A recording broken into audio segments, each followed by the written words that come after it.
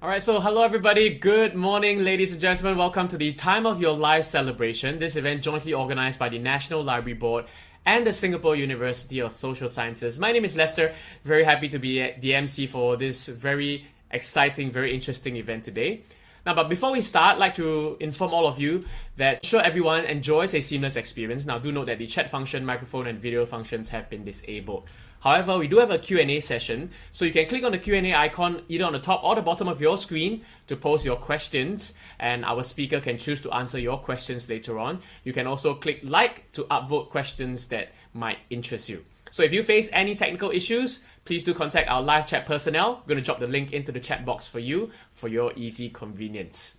So with that, ladies and gentlemen, the title of today's program, Self-Care for Caregivers.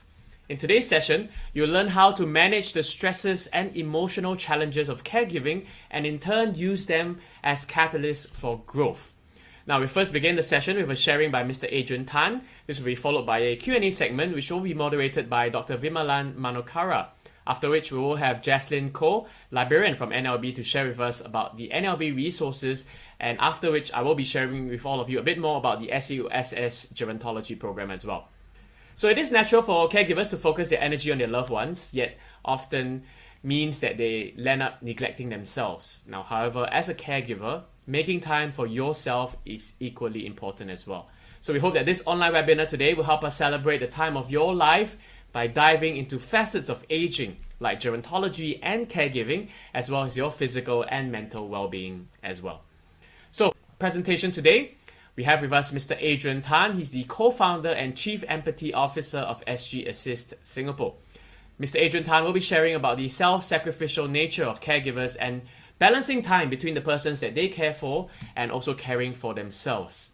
A bit more about Mr. Adrian Tan. He has over 11 years of experience in procurement as well as logistics operations and held key roles in continuous improvement and organization-wide change management before co-founding SG Assist with a mission to build a sustainable ecosystem of care centered around the community and promulgate the kampong spirit through mobile technology. SG Assist has been featured in various news and radio channels such as Channel 8 News and CNA on how the platform has supported vulnerable communities, caregivers and social organizations during COVID and keeping the spirit of volunteering amongst Singaporeans. So ladies and gentlemen, please join me to welcome Mr. Adrian Tan. Welcome, Mr. Adrian Tan. Thank you, Lester. Hi, everyone. Hi, everyone. So, I'm Adrian here once again, and I'm one of the co-founder for SG Assist. And as you can see on the screen, actually, SG Assist is co-founded by myself and my co-founder Greg, and a few other caregivers who are actually supporting us behind the scene. And for myself, I'm actually a caregiver to my mom since 15 years ago, whereby she went through breast cancer twice and kind of like had to go through a lot of recovery journey, including chemotherapy and stuff, and got her into very bad depression.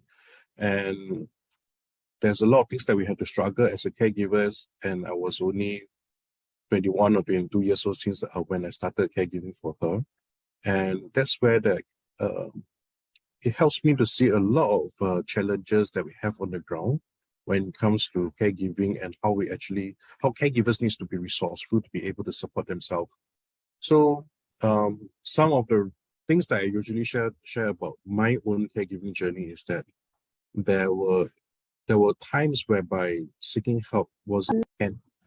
So so going back, as a caregiver, I actually went through a situation whereby my mother who actually kind of like got into very bad anxiety attack, and when I got back home, I found her unconscious on the floor, and on the bed, etc. That's where I started to panic as a caregiver that I'm not doing good enough not fulfilling my responsibility as a caregiver.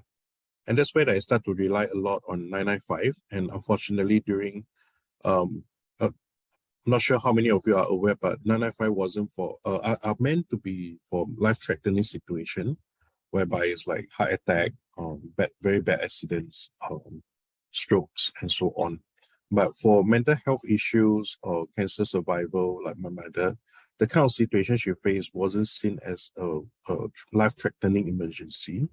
But yet, as a caregiver myself, or as someone who cares for your loved ones, you will realize that our emergency and what others perceive as emergency may be very different. And because of that, when I kind of like call 995 to help me in terms of taking care of my mother, because I assume that she may have actually lost consciousness and she may have hit her head and stuff like this. But by the time I see her in the hospital, she might be fine, might not be life-threatening, but because of that, I have to pay $150 over of ambulance fees because of that.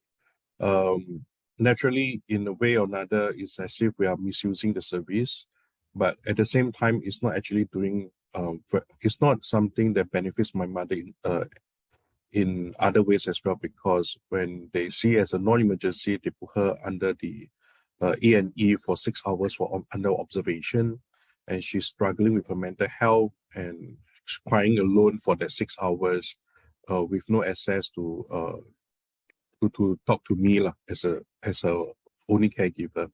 So because of that, when I get to certain stability of my life, as I become more competent as a caregiver and learn different ways and strategy to support her better, that's where that I came out together with Brett to start off SGSCs as a caregiver solution to support other caregivers out there. So some of the things that we have done, just to share with all of you how my experience actually lead to the forming up of SGSCs, so that in hope that I can inspire some of you to also create more meaningful solutions to support caregivers out there.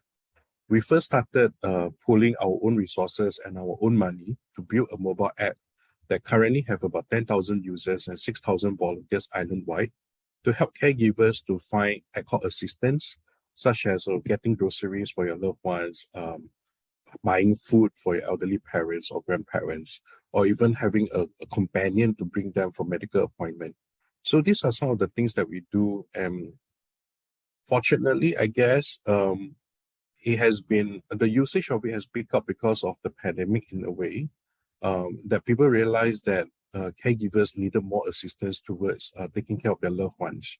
So we have since served about more than 3,500 cases, and the numbers are going up every day. So this is some of the use cases, as I mentioned. Our volunteers in the app, because they're ad hoc volunteers, they were very happy to support, like providing COVID information support for elderly, so they help them navigate better, ad hoc assistance, matching them to social services, charities, or telemed services, and provide comfort to them wherever they need to. So that's really all the kind of like non-profit things that we've done as a group of caregivers that wanted to give back because of our own personal experience as a caregiver. But we also wanted to make this more sustainable. And that's where that we created Care Assist early this year, where we leverage on technology such as home monitoring devices, SOS button, fall detection devices, and together with a call center that we built up, that we hire ex-caregivers, seniors, and persons with disability to become our telecare agent to provide support and monitoring for all these elderly that we serve. So when an elderly press the SOS button, our telecare agent will be the first one to respond, verify whether it's an emergency, and call ambulance right away for on your behalf, and keep you informed so that every step of the process that we help your family member, you'll be well aware. But even if there's no emergency, we will actually call the elderly on a weekly basis to befriend them, make sure that they feel engaged and supported by us, and therefore lightening up the stress and burden for the caregiver. So this is the service that we wanted to provide to not just to support caregivers, but also provide as employment opportunities to people who needed it. So moving on, this is what I've covered earlier on. Then, so end of the day, what we're trying to do here as caregivers is that we believe that care is a responsibility that no one should shoulder alone. And just as in line to today's topic for discussion is that how can we care for caregivers? And one of the most important is that caregivers must be willing to seek help. And as a caregiver myself, I know that it's not that easy. So there is something that I wanted to perhaps to help caregivers to open up in terms of what you perceived caregiving is. So for a start, caregiving is really, or caregivers is actually a worldwide phenomenon. So just like what Roslyn Carter actually once said that, there's only four kind of people out there, those who have been caregivers, those who will be a caregiver, and those people who are currently a caregiver like myself. And otherwise, then you will be those people, those that will actually need caregiving. So that's pretty much almost perhaps among all of us and the friends around you today, some of them has already started to become a caregiver, whether it is it to their younger generation or whether is it for the elderly parents. And this is the statistics that we have. Basically, 94% of Singaporeans aged 35 to 55 felt constant pressure to provide financial support for their parents and their children. And 80% of young Singaporeans aged 25 to 29 years old expressed concern that they will fall into the next savage generation. So if you look at this number, this is to let all the caregivers out there know that you're not alone. And there's many of us struggling in one way or another. And the best way is to really share about your concerns, and therefore other people around you could also provide the necessary support.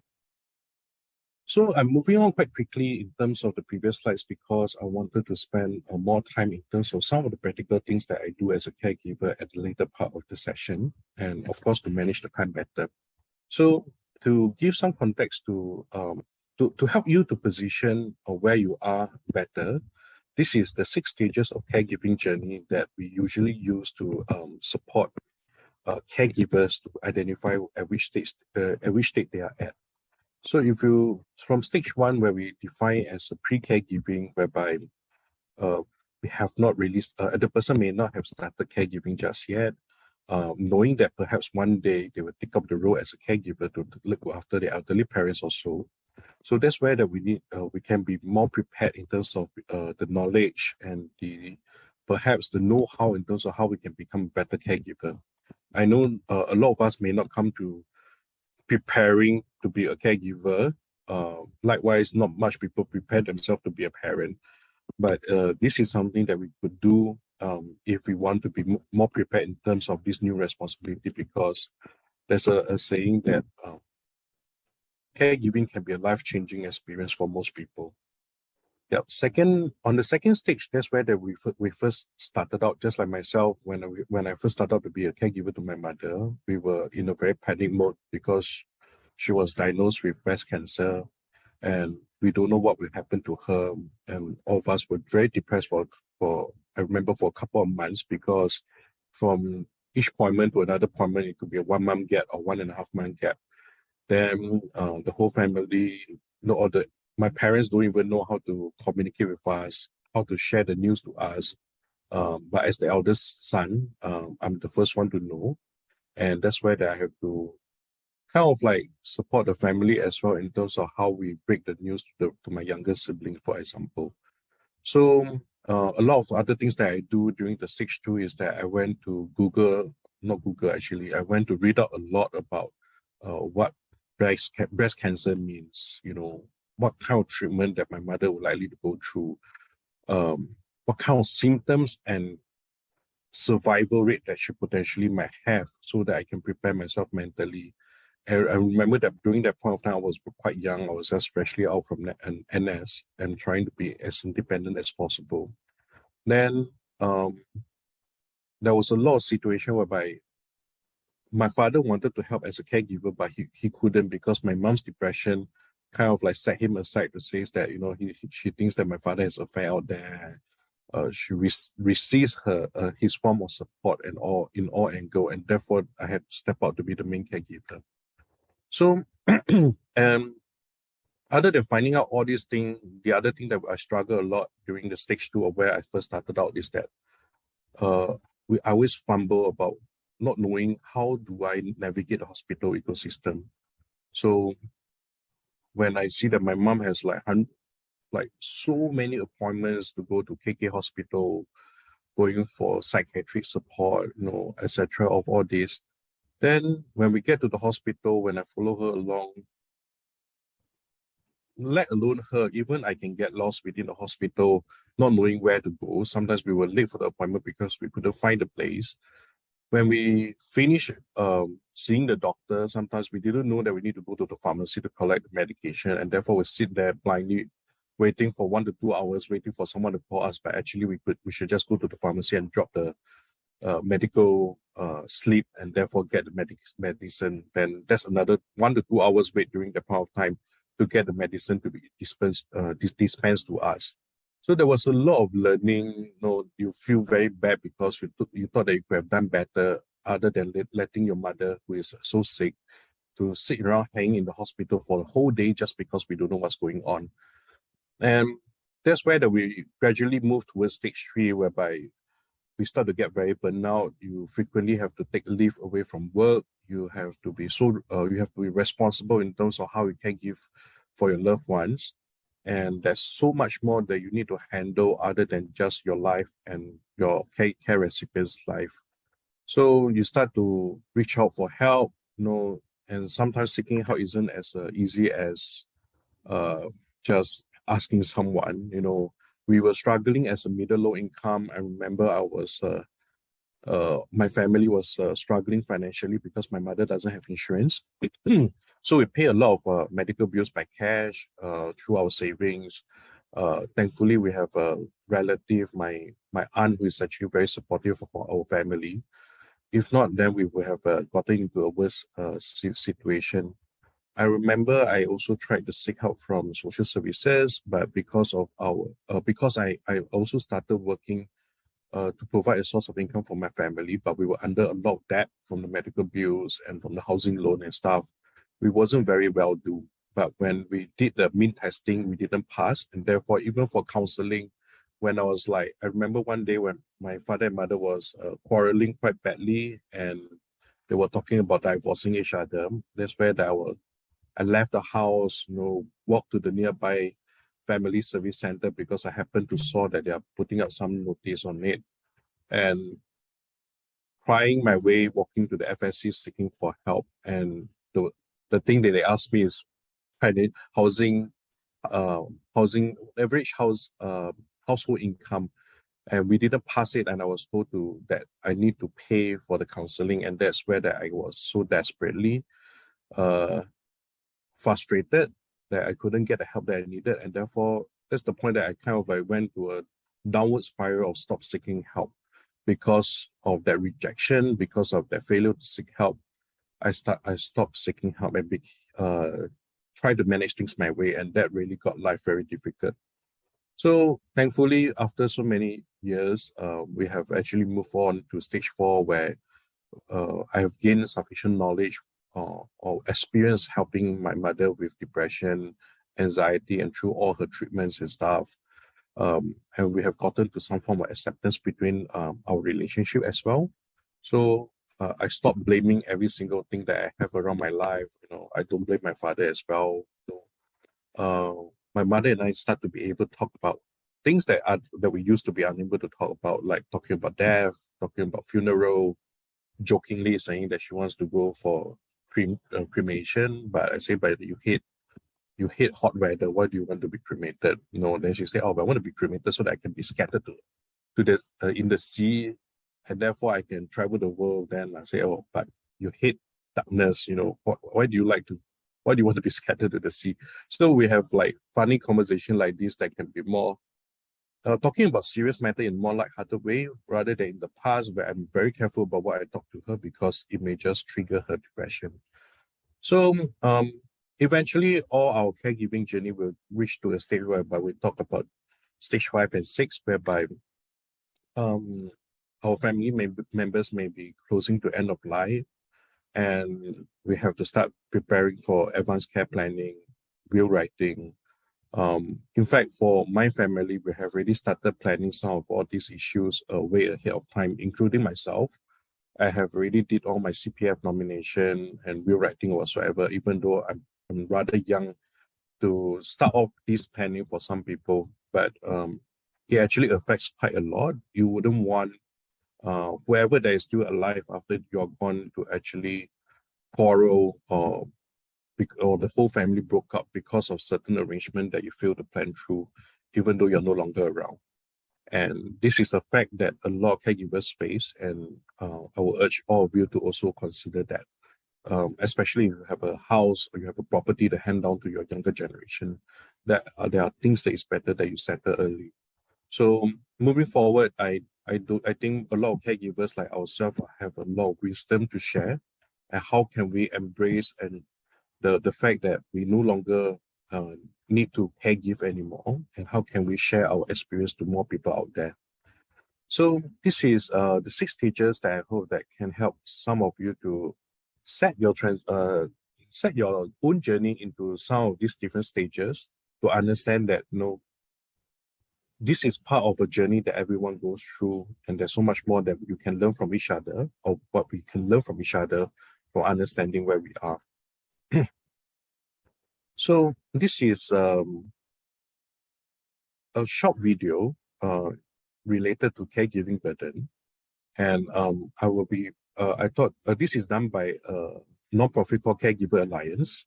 So Caregiver Alliance is a non-profit that focuses a lot about supporting caregivers with loved ones suffering from mental health issues, and they have done this super amazing video that shows how a network of support can help caregivers, and also that self-perception, multifaceted strains, and the kind of durations that we struggle with all these issues. But end of the day, even though all these caregivers, when they sit around, they were taking care of their loved ones with different issues, but somehow they are able to find correlations and similarity in terms of their journey. And I thought that to share this video to all of you, you might be able to see that perhaps it's not so lonely as a caregiver, and there's so much more that we can help each other with. So I'm going to play this video, and let me know if you don't hear anything, so that I can turn up the volume. It feels like an uphill battle. It feels like there is no end. If one day my father passed on, I will continue as a caregiver to help other caregivers. I think it's my mission.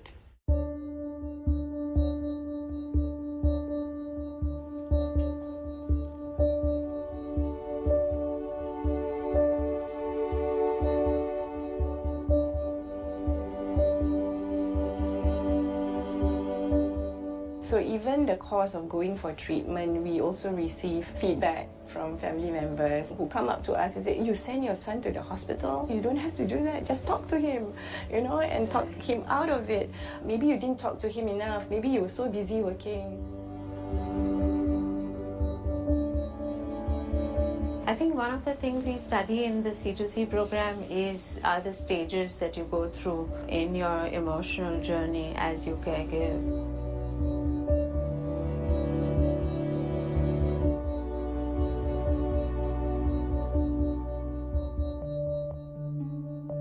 I'm taking care of my 87 years old, severe dementia father. And one very bad experience I'm facing was an NTUC jam. And my father on the wheelchair, we were pushing around to the shopping, and suddenly he passed motion. And it was so much on it, I mean, it's on the floor everywhere. That moment, I was like panicking, The upsetting part is that cleaner literally with a trolley, with all the equipment that he got, but just refused to help. I can understand how you're feeling because my son is actually diagnosed with schizophrenia. When we bring him out, we have to be ready to explain to people who may not understand his behavior.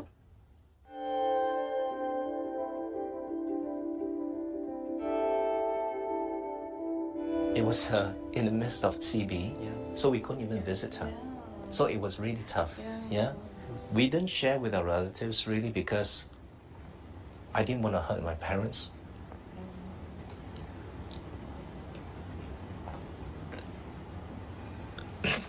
And I don't think my friends will understand. Imagine losing your daughter at 17 years old.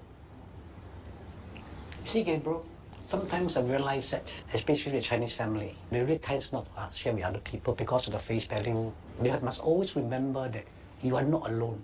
It took me a lot of courage Yes. to even talk about it. It took me like maybe 3 months later to be even able to share with anybody. Sometimes the challenge that we face as caregivers is, are we fair to all the kids, or are we focusing on one? So that is a constant struggle. As a daughter who grew up in a home where my sibling had a mental illness and I had to watch my parents struggle with it, I want you to know that, you're not a bad parent. The only thing that you showed your other children is how much you love and your capacity to love.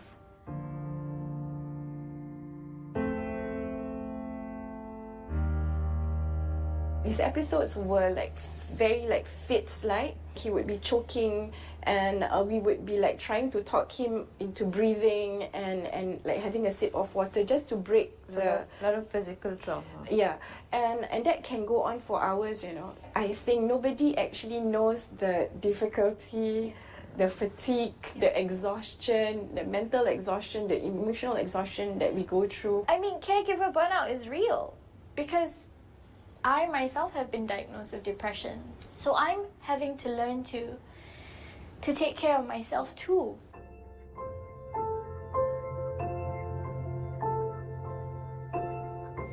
It feels like there is no end. And as much as a lot of our lives have been affected by my sister's illness, we still love her.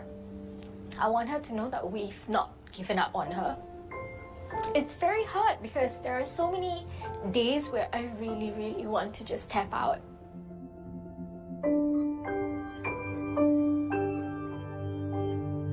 In the beginning part, many attempts that, I want to kill myself because I cannot cope.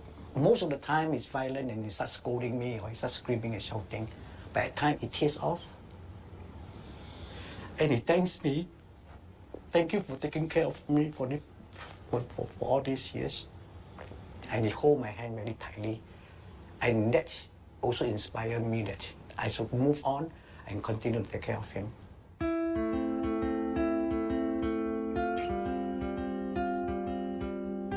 I remember when I first started attending my C2C classes in 2016, it was a huge game changer because for the first time, I was in a room with other people who were going through what I felt so long that my family was going through alone and that nobody else understood. I was full of self-pity, I kept asking why, why this, why me, and why my family, why is she going through all this? But after going through C2C, you start removing why. You want to just go and focus on your daughter with love and support her through the recovery process. The doctor says be prepared that your son will be like this for life. It's going to be a long-term condition, highly unlikely that he will really become highly functional. So when you sit imagining losing your daughter at 17, my son is in front of me, but I felt that,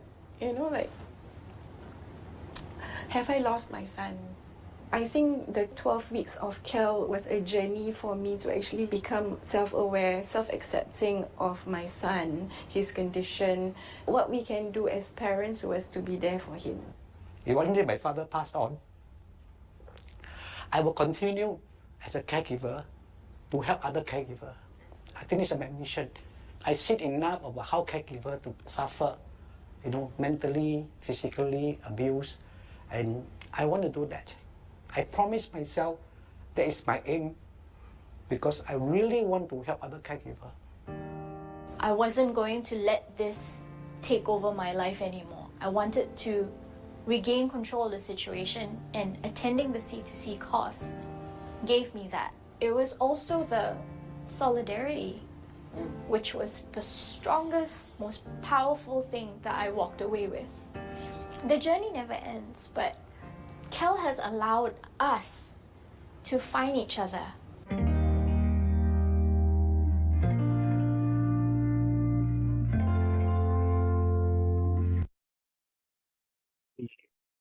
Okay, coming back to us, I hope all of you enjoyed the video because the first time when I watched this, I was quite emotional.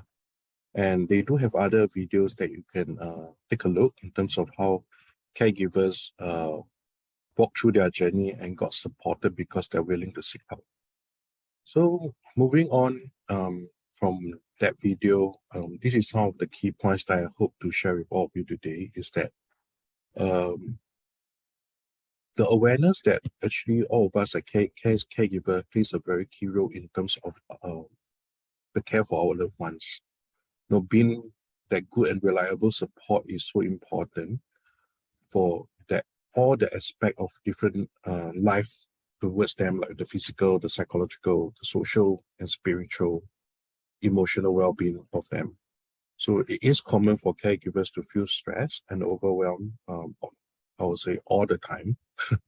And like your loved ones, you probably have many feelings while you take care of them. And there is no right or wrong way for you to feel, as all of us behave and feel very differently. So, and for this part, I wanted to share with you that as a caregiver, sometimes we may think that we are always making the right decision for our loved ones. And it was a painful reminder to me when one day that my mom says that she felt like she's a burden to me and she should have died so that I don't have to go through all these things with her.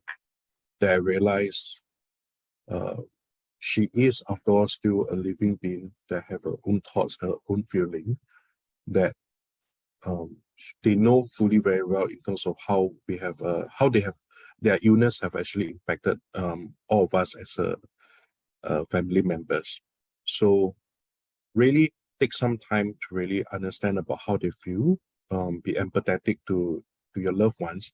Although it sounds like, of course, I empathize my own loved ones, but really be more empathetic in terms of how they might be feeling, and see them as a partner to provide care to each other, and therefore it will be less stressful, and it will be a better journey for both of you.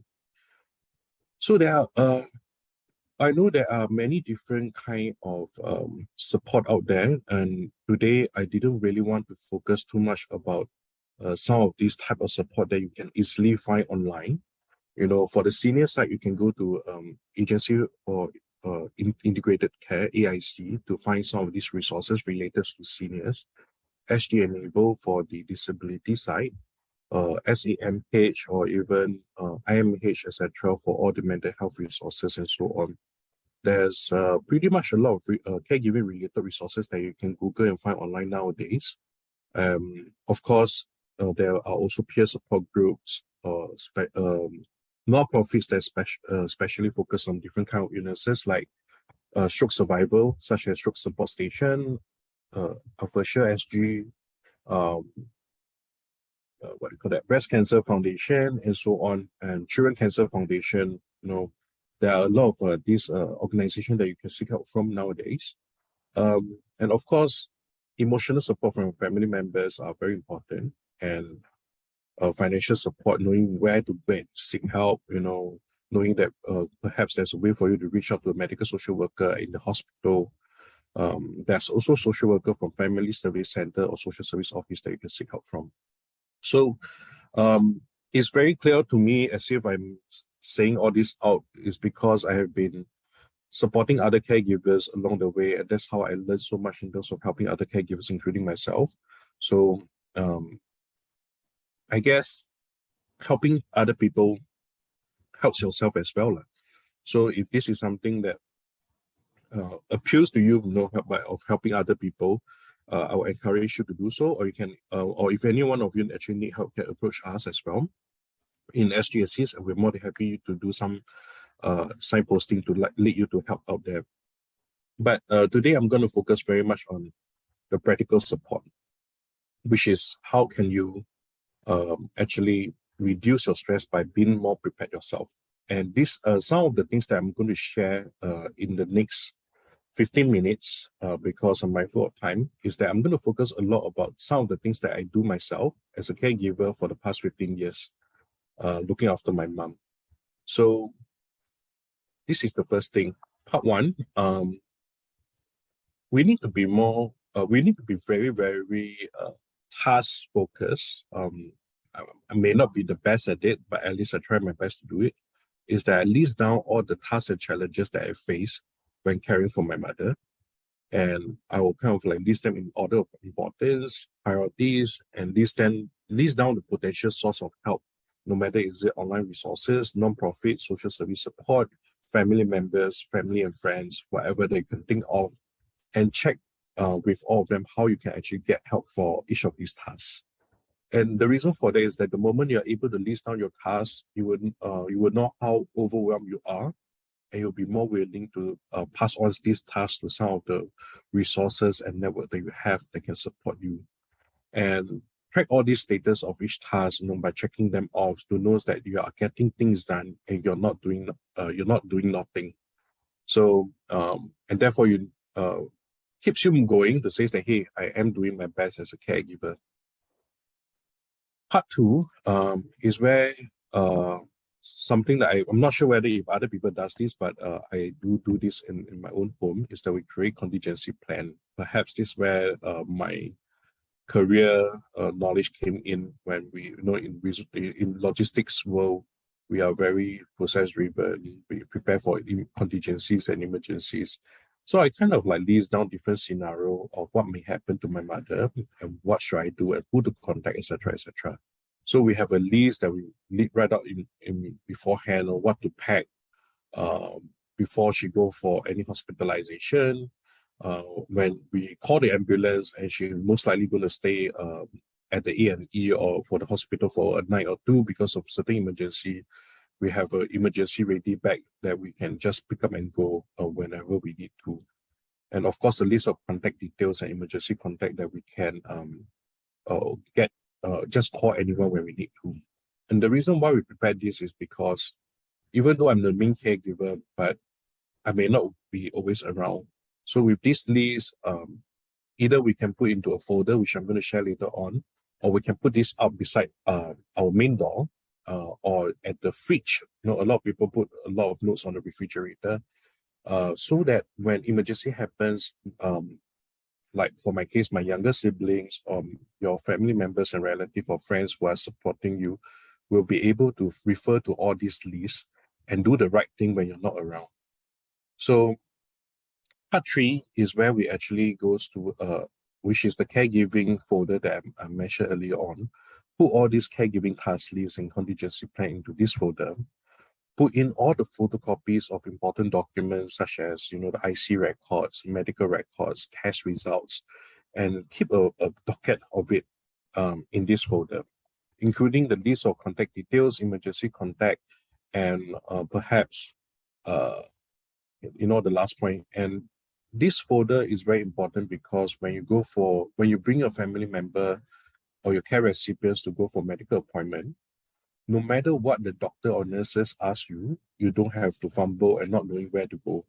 You're immediately able to pull out any information. You are always ready to address any concerns that the doctor or nurse asks you, including what kind of medication has your mother been taking? How long has it been?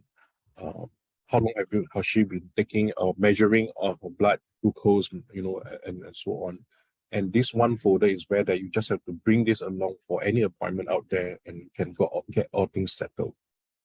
So then part four is something that I personally think is very important, because one of the reasons why my mother's depression was triggered was just purely because the doctor that she's seeing said something very sensitive to her and got her into depression for at least 1.5 years, thinking that she might die again or she might get cancer again. So, which is why I'm very careful in terms of how I prepare myself to go for medical appointment with my mother. So number one is that we always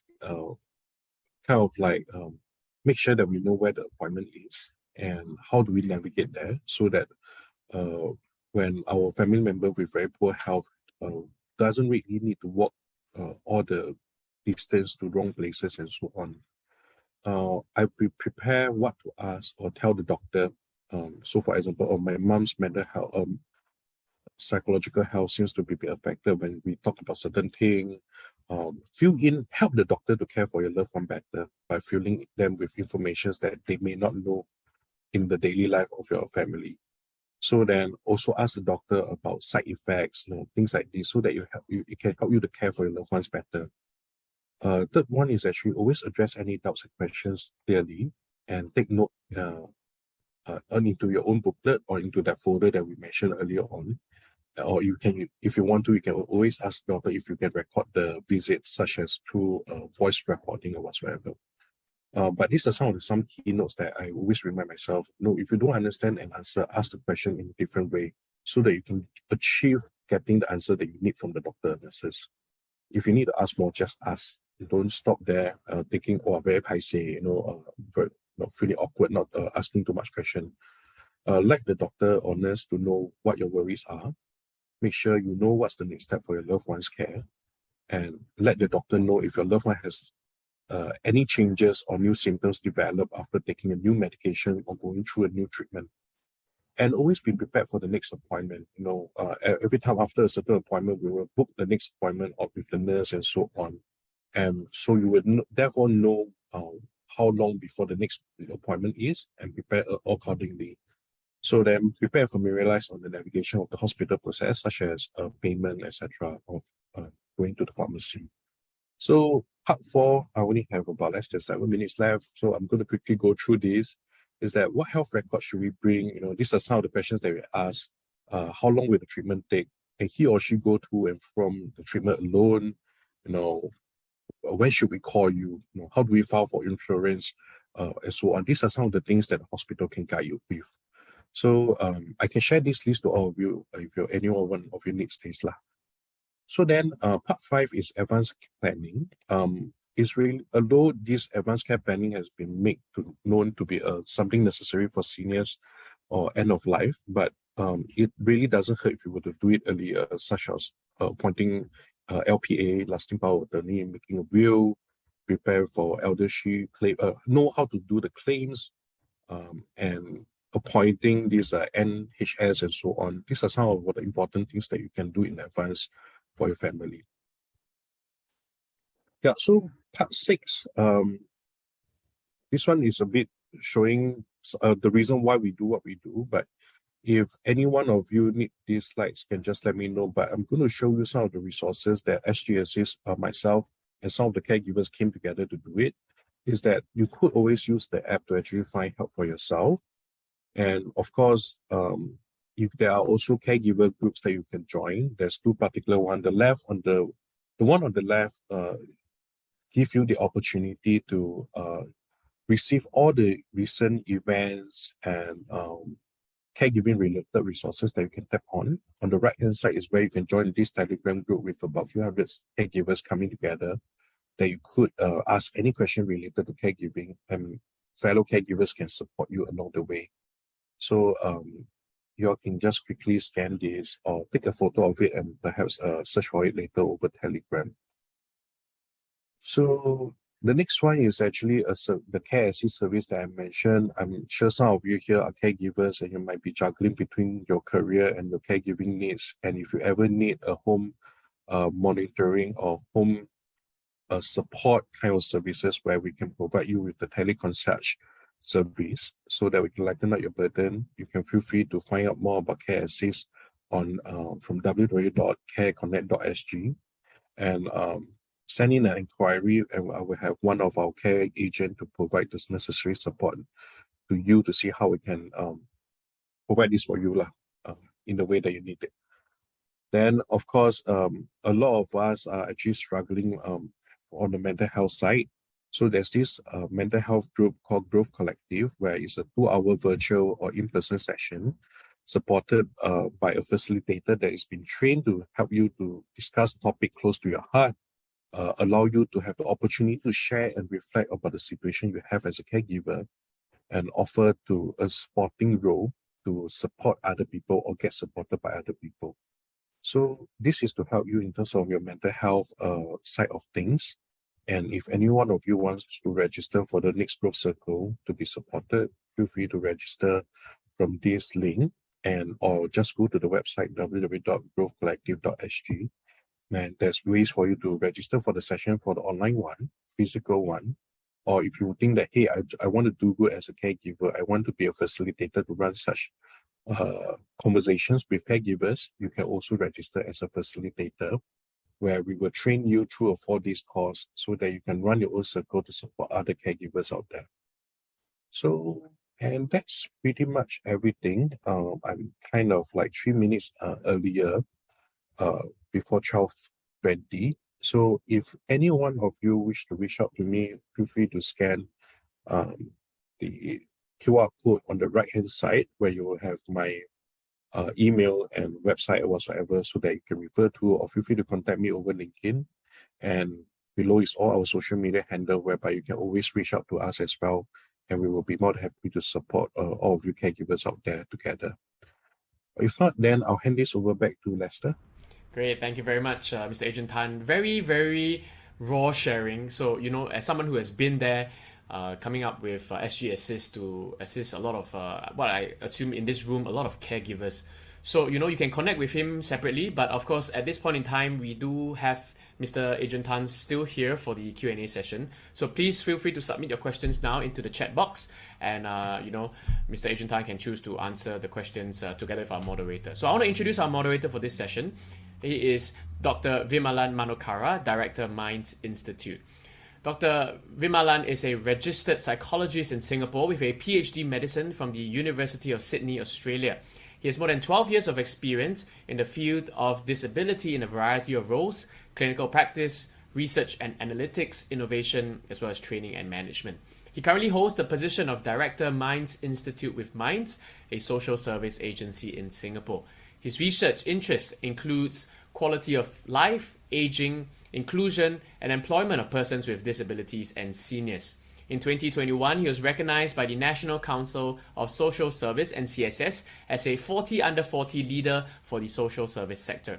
More recently, he was awarded the prestigious 2022 Dr. John C. Harsanyi Medal for Innovation by the University of Sydney in recognition of its groundbreaking PhD work, amongst other innovative initiatives locally and internationally. So, gentle reminder, do submit your Q&A questions into the chat box just below or on top, depending on the device that you are logging in from. You can also like the questions, and our moderator can choose to pick on the questions for Mr. Tan, Adrian Tan, to answer. So without further ado, over to Dr. Vimallan. Thank you. Thanks, Lester. And thank you so much, Adrian, for the wonderful sharing. As Lester mentioned, I think it was sharing that spoke from both the heart and the mind. So I think that's very powerful in that sense. And as you can see, there's sparked quite a bit of questions that I already posed on the chat. So I think I'll give priority to those questions that are coming from the participants first before chipping in with my own as well.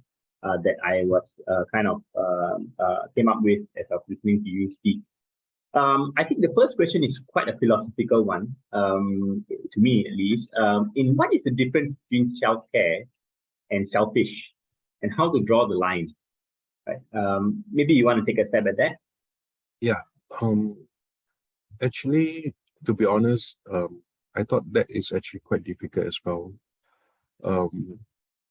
I think I call this caregiver guilt. When I remember at one point of time, in order to complete my degree education, I had to fly to Australia for about 1.5 months. I remember I was like having that guilt so much that I'm leaving my mom alone in Singapore.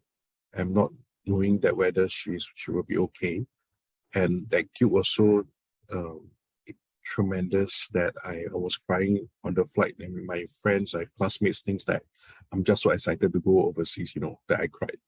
But actually, because of my stress as a caregiver, I don't really share it with other people as well. So, and to be fair, self-care and selfish, even though there is a fine line in that, but I usually don't do that comparison in the angle. I would rather see that self-care is not selfish, but self-care is a way for us to be responsible for our loved ones. Because if you're able to care for yourself better, you're able to care for them better. And therefore, it's a win-win situation for both parties. So don't see self-care as something selfish, because I'm sure as a caregiver, you will make a responsible choice when to actually let go in order to care for yourself better so that you can walk the journey longer with them. Yeah. Thanks, Adrian. I think just to add on to that, I guess if you take the question a step further, in the minds of the caregiver, it's always a case of how do you know in your introspection, how do you know whether you are doing enough? right? In that sense, right? Because you mentioned that you also need to I guess know that as a caregiver, you're doing the best that you can, and you're doing what you can within your means and resources, and you try to do the best. But I think in every caregiver's, a well-meaning caregiver's minds, it's how do we know, in our introspection, whether enough is enough? How do we know whether if we can do more, right? Is there a way to sense or to guide us along to answer that question? I think that there isn't any real way to measure that. And in my opinion, most caregivers, including myself, we have that self-perception that there's always things that we could have done better. But you will never ever one day that says that, hey, I think I've done enough, or I'm actually a very good caregiver. It's quite unlikely that we will feel that. So, but the least that we could do for ourselves is that as long as you know that you're doing your best, and because of that, there's moments where your family and yourself can sit down together, smiling, enjoying certain time together. You don't really. Sometimes I tell other caregivers that you don't really need to do a lot of work in order to be the best caregiver. Yeah, you could be just spending at least a couple of hours sitting beside the TV, watch TV with elderly parents. That is already a very strong way of supporting or caregiving for your elderly. It's knowing that you will always be around them when they need you lah. So unfortunately, I don't have an answer to that, because I think that's really a self-perception in terms of how we measure. Sure, right. And I think as caregivers, I think as you go along the caregiving journey, it becomes clearer and clearer to you throughout the journey, I guess. So and it's different for different caregivers, because it really depends on the individual as well, right? The next question, I think, was more related to the diagram that you shared, the different stages. And the question is, what made you decide to reach out for help again when you are at stage 3 and 4? In other words, to gain acceptance of the situation that you needed help. I think when you get to stage 3 and 4, or particularly in stage 4, you'll be able to recognize whether you need help or not quite effectively. Like in this instance, when I'm still caring for my mom, the moment any form of medical emergency, such as a relapse of a mental health, such as the depression, we'll know immediately how to handle it and address the issue immediately. But if it's something new, of course, you get into the cycle of, hey, I need to find out more about the illness. What is the likelihood of implications to her health? What would be the treatment be like? And again, it's a whole new cycle of that exploration and understanding what is the new challenges that we may have ahead. So it's just that at this point of your stage 3 and 4, you know what's the drill already. Yeah. You already went through the drill a couple of times. You will know it, and you will know that it's time to seek help, and you will know what to do, and you will be less stressful, but yet you're going through the whole cycle all over again. Yeah. So it's more of actually basically upon reflection, whether you feel you have enough resources and information to cope with something, and if you don't, then that's, I think, the impetus to go and find for more information or seek some help or for more resources and materials in that sense. Yeah. Okay, Ken. The next question is, how can those new to caregiving adjust mentally to their new identity as a caregiver when roles are reversed? So Piping gave an example in terms of example of a child suddenly caring for a parent, right? And that can often be very disorienting, right? So what's your thoughts on that? Actually, a lot of caregivers would not even identify themselves as a caregiver in the early stage. If not for what I do, I wouldn't identify myself as a caregiver, because to us, or to most of us, we see that behavior of caring for our elderly parents or for our children as a responsibility that we have, such as, looking after my elderly parents is naturally what I should do as a younger generation. And as a parent, naturally, you have to look after your kid. So is it hard to adjust mentally? It's not until a certain stage whereby you have to do something more drastic. No, for example, because of my mom's medical condition, she had to go through surgery to remove her chest, her breast. Then I had to clean her wound for her, and imagine seeing that surgery scar on your mother, of her bald body in front of you. To me, it wasn't a pleasant journey. It wasn't a pleasant sight to see your family like this. But am I able to prepare myself mentally for it? My answer is no. But I just have to do it because it was our sense of responsibility that drive us to do all this. So is there an effective way for us to adjust mentally? I don't think as a caregiver we have the opportunity to adjust in the way that we hope to be, but we are usually put into the situation where it's time sensitive and we will just naturally fit into the role because there's a need to do it. Yeah. I think aligned to that, if I can just ask one of the other questions that's related probably is this person's mom is in early dementia, and the person says that he or she feels like giving up on the caregiving duties for the mom because they know how bad it can get. And they're not feeling stressed or depressed, but they're just wondering what can they do so that they ensure that they can fulfill their caregiving duties and responsibilities, given how they feel currently, in the feeling of giving up.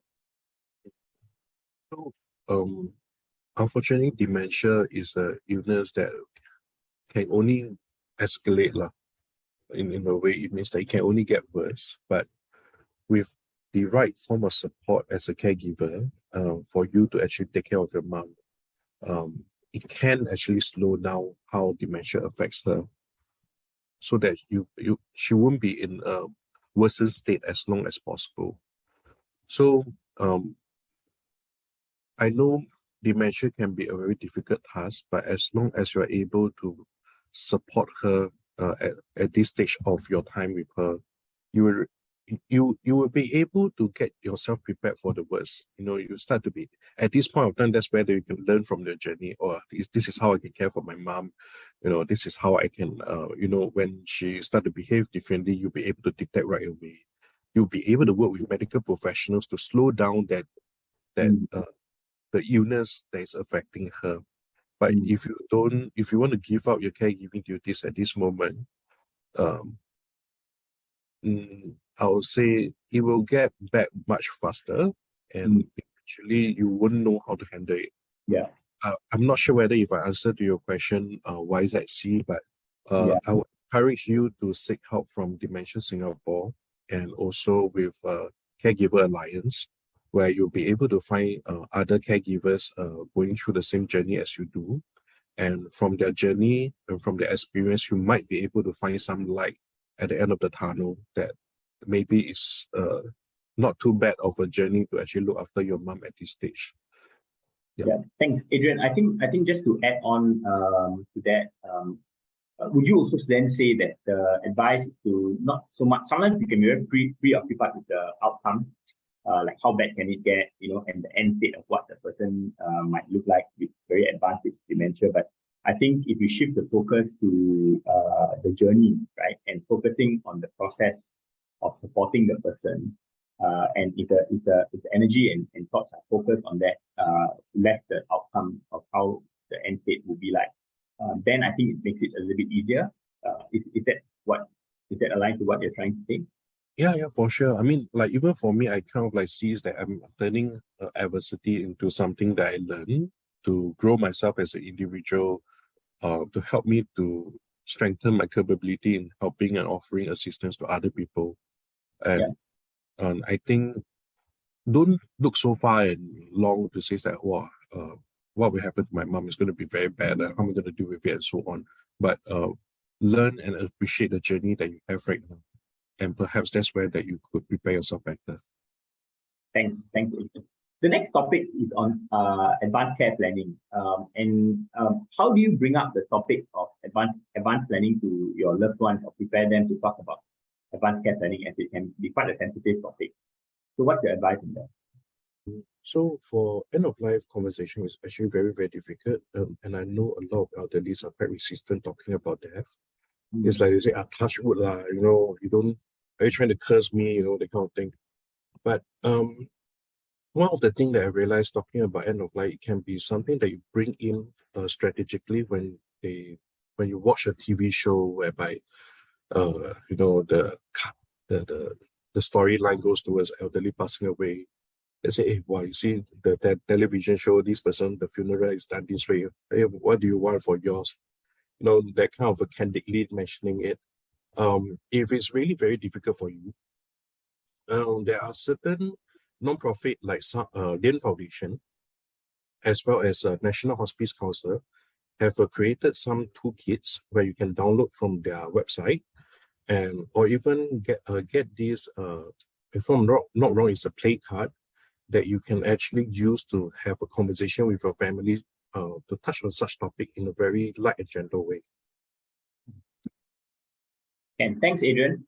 The next two questions, if I try to merge them in the interest of time, would be in terms of how can caregivers work with the community or work with others or leverage on resources around them?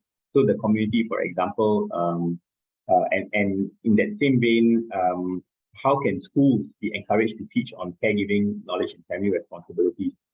So how do we then build on these systems around us and the community, in schools, for example? Yeah, so there's a lot of different kind of caregivers out there that you may be able to see in the general public. But let's take it, for example, for a caregiver of seniors with dementia. The most simplest way is to just take the way forward. Just ask the caregiver gently, saying, is there anything that I can help you with? Just be as sincere as possible, and I'm sure when you ask them nicely, they will be more than appreciative to respond to you, just to tell you whether they need help or not.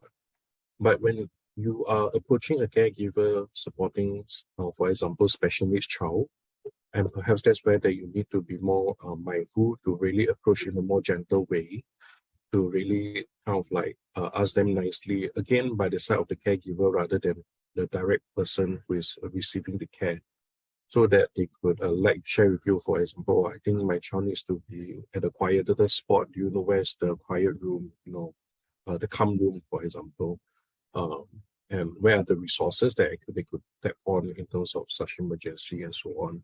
So I think to provide help to people is very simply just step forward, ask the caregiver nicely, is there anything that I can help you with? So, and the second part where the school is involved, I thought that is a very good question, because to be honest, at this moment, we have a lot of education related to, parenting. We have a lot of education about seniors, perhaps actually not so much about aging, but we have about things related to career, but there isn't really a specific focus teaching us in terms of how do we grow old. Like, how can I age in the most purposeful and most efficient way, perhaps? We were taught from young how to grow old to a middle-aged person, but we wasn't taught in school how to be an old person. We are also not taught to be a caregiver. And perhaps in one day, maybe our national education system could one day teach the younger generation about caregiving and what does it mean by growing old. I thought that could be a good way to go to. Yeah, interesting. You mentioned our education system teaches us how to be an adult, but not how to grow old. Yeah. So I think that's a good perspective to take, and maybe something for our educators out there to take note of, perhaps, and see how more can be done in that area. So the next question is again on dementia. I think this person says that my dad is one of the caregivers to my grandmother who has dementia, and in turn, he is deeply affected by the situation to the extent that he himself seems to be suffering from slight depression and anxiety. So the person wants to know what he or she can do to help the situation, as I feel at some point of time I'll be the caregiver to my dad if this situation prolongs. So I sense a bit of anxiety from the person who's asking this question, of potentially also the dad deteriorating and then having to be the caregiver for the dad as well. But at the same time, how does he help manage his own anxiety, but also help the dad in the caregiving journey?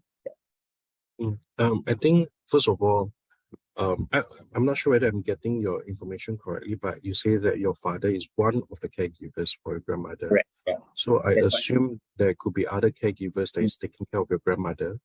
And I'm also making assumption that you might be willing to actually step in to support the situation. Then if you think that you are likely to be a more resourceful support to the caregivers within your family group, my suggestion is to step in to assess what kind of help that your grandmother is receiving from all your, your uncles and aunties, including your father, to see how you can actually refer help better to support all of them as a caregiver. Dementia can be quite tiring, depending on what kind of situation or what kind of a behavior surface from the dementia. If it could be night, I think they call it sundown syndrome, whereby their behavior change in the when it happens at night. They don't really sleep in the evening, or perhaps they have some aggressive behavior change because of the dementia. I won't know what they are, but my suggestion is that if you could actually step into and understand and assess the situation better, you might be able to represent the rest of your family to seek help from Dementia Singapore, AIC, and so on, to have a social worker to assess the situation and provide better support for your family. And see your father's condition as a separate issue, that you should provide a direct support to him as the older generation. If you really think that he might have a slight depression and anxiety, then perhaps you should encourage him to seek professional support to really assess whether he is really suffering from depression.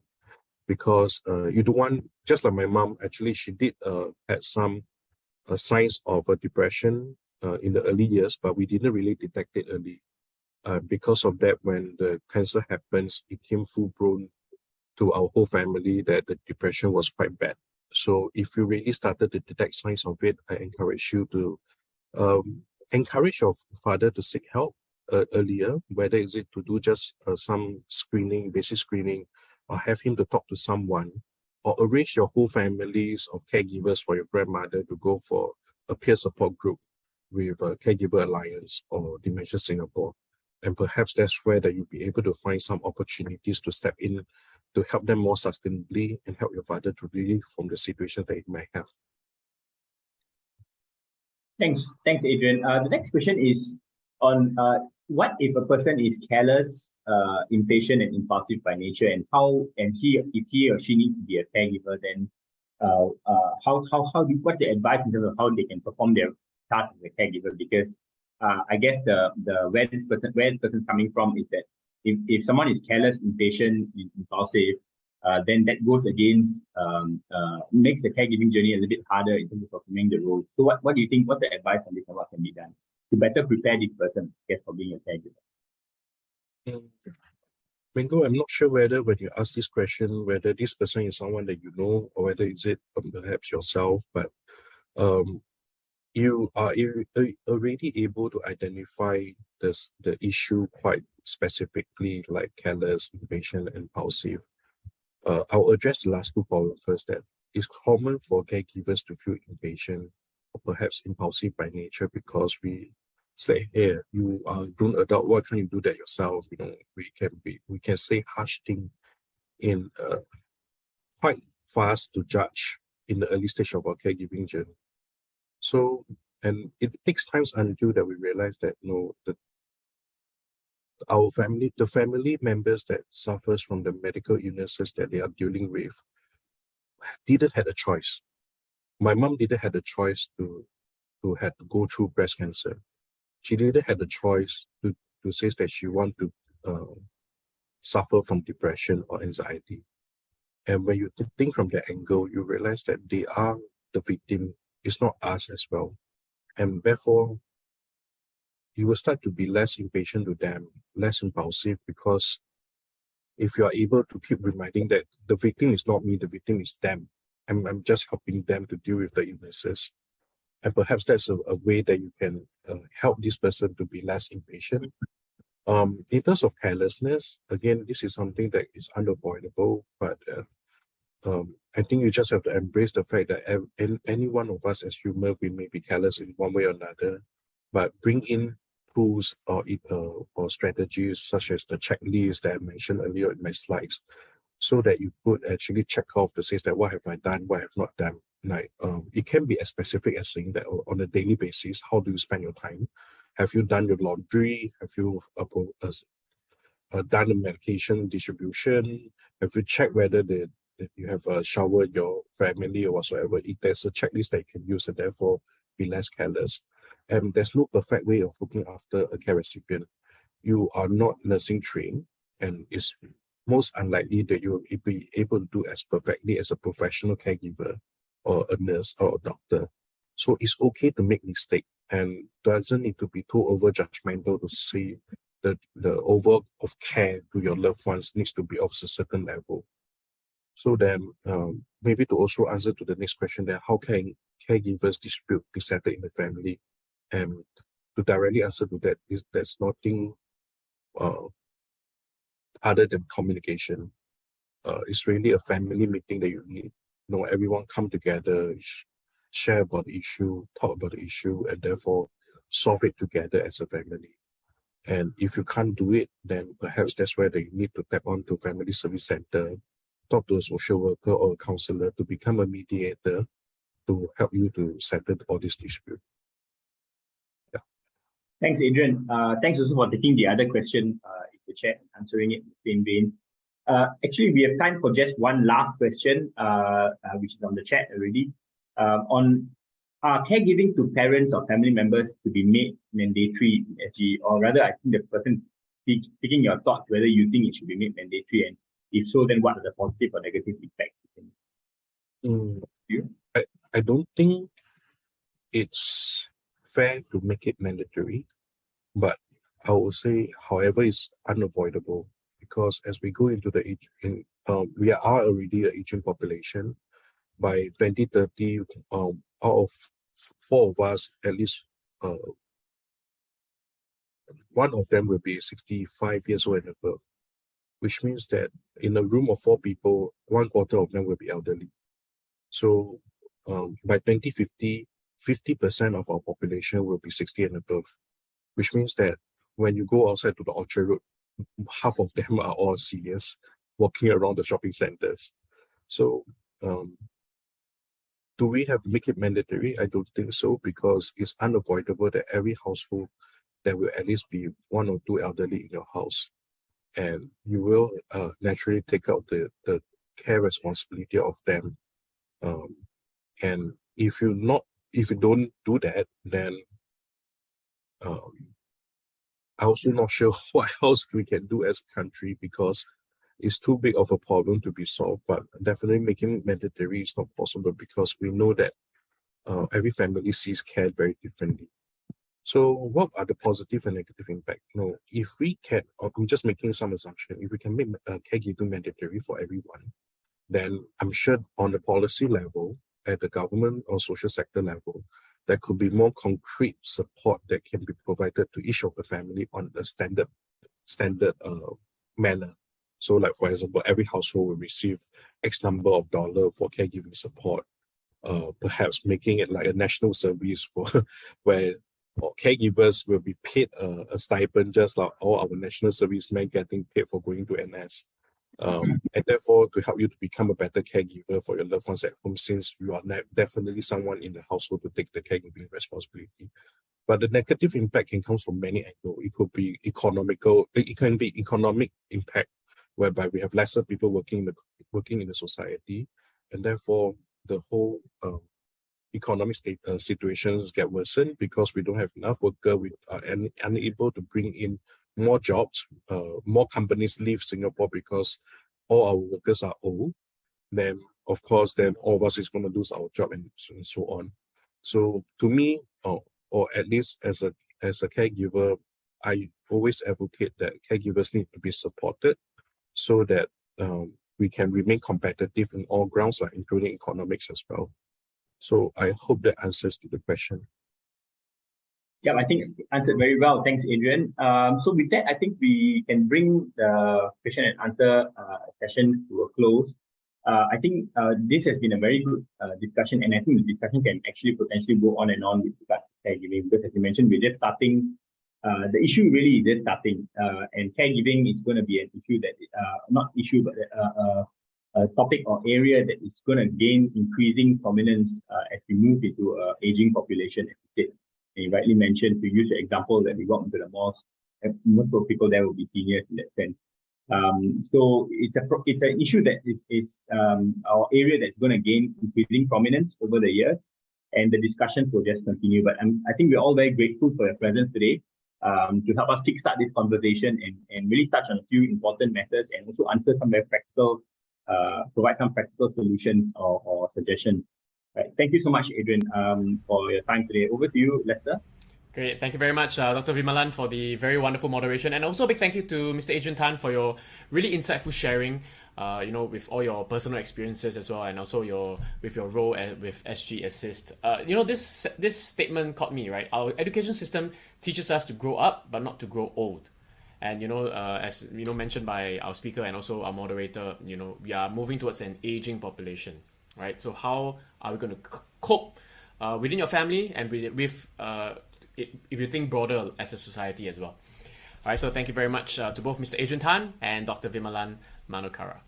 So, ladies and gentlemen, this event is brought to you by NLB. We are one of the co-organizers of this event. So, we do have many resources available at the National Library Board here to help all of you. So here to share a bit more, I'd like to welcome Jaslyn, who's our NLB librarian, to share with us a bit more. Hi, Jaslyn. Hi, thanks, Lester. Hi, I'm Jaslyn, a librarian with the Senior Services team at NLB. So I'll be sharing some resources that's put together for a Time of Your Life celebration this year. So to show you how you can access all these resources on your own, we have created a one-stop resource page where you can find all the recommended resources from this link.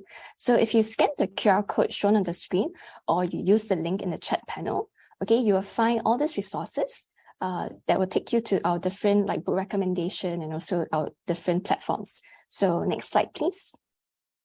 Okay, so with that, I would like to share the recommended reads for today's session. So first one is Caregiving. So this book offers invaluable suggestions for navigating tough issues with positivity for the caregiving journey. So it covers topics such as identifying the roles of caregivers, how to manage burnout, and also how to use leverage on technology to make life easier. And it also provides stories not just from the perspective of the caregiver, but also from the perspective of the care recipient as well, so allowing caregivers to better understand the feelings and fears. And okay, the next book we have is Caregiving with Love and Joy. So as a nurse and dementia expert, the author Patricia Boswell shares effective tips and small changes that you can make to reduce stress and make life easier in the caregiving journey. So this book will redefine the caregiving experience as one that can be life-affirming and also enjoyable one. And it's a suitable resources for anyone that's providing daily care while maintaining their own health and mental well-being.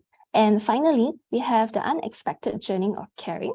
So caregivers today often find themselves in need of a crash course of new and unfamiliar skills because they are just being roped into the role suddenly. So this book will describe caregiving as it unfolds in all of its confusion. So in it, you will find it will describe the intra and interpersonal changes that accompany these experiences and how you can actually resolve and grapple them so that everyone may have a fuller life. So hopefully this recommended reads together with what the tips and resources shared by Adrian earlier will be helpful for you to manage caregiver stress better and also improve your overall well-being. Next slide, please. Okay, and moving on, the resource page also links you to Udemy Business. It's an online learning platform offered free by NLB, where you can find up to 13,000 courses, not just on business, but also on personal development topics such as communication and stress management. So all you need is a valid My Library username to get started. Next slide, please. Okay, and we have also put together a resource list on self-care, touching on its physical, mental, and emotional aspects. So this guide will equip us with tips on how we can manage ourselves better when facing challenges in life. So I hope that besides the book recommendation that I've just mentioned earlier, you also find useful resources from this list as well. Next slide, please. Okay, and just a gentle reminder again, you can find all our recommended resources from this link. And besides what I've gone through, this resource page also links you to our NLB mobile app. And if you have not downloaded yet, I strongly encourage you to get the app because this app will allow you to borrow our library resources and also to keep tabs on your library account from the convenience of your mobile phone. And from this resource page, you'll also find links to join our mailing list, to sign up for our programs, and also to read our Time of Your Life magazine that's written by librarians for seniors. And also, after attending this year Time of Your Life celebration, if you're curious about what we have done in the past 2 editions, you can also check them out through this link as well. And with that, I have hope you found this sharing useful, and I will pass the time back to Lester now. Thank you. Thank you very much, Jaslyn, our NLB librarian. So I just want to take a moment to touch on the NLB mobile app. It's actually very powerful for those of you if you have not interacted with the app before. So you can read newspapers, you can read magazines, you can read global magazines, global newspapers, and it's all free. Right? As mentioned by Jaslyn, you just need the username, you log in, and it's free. So for example, if you want to read the Straits Times, you can even read the Straits Times from your NLB mobile app, and it's free. You don't have to pay for it. Right, so of course you heard from Jaslyn mention as well all the wonderful resources available on NLB mobile app, and it all starts from your mobile phone. Right, so I want to encourage all of you to download the app if you have not done so and try it out yourselves. And all these resources will be available for all of you. And of course, she talked about some of the books as well, some of the resources. So some of those are ebooks which you can borrow from the mobile app itself as well. All right, so I want to move on. So this event, Time of Your Life celebration, is jointly organized by NLB and SUSS, the Singapore University of Social Sciences. So we do have some courses from SUSS. You can take a look. So if you want to get started, right, you can start with a minor in applied aging studies, as you can see. And then if you feel that you have an interest, as Singapore, we are progressing towards an aging society. There will be opportunities like this coming up. So you want to further your education, you can take a graduate cert in gerontology, and then you move further up, graduate diploma, masters, and even PhD in gerontology. All right, so these are some of the courses that SUSS provides. If you want more information, just simply log on to the website that you see on the screen. You can also follow us on our Facebook page for more details. All right, so Lester, it's been a pleasure. Thank you very much, everybody. Hope to see all of you soon. Take care. Bye-bye.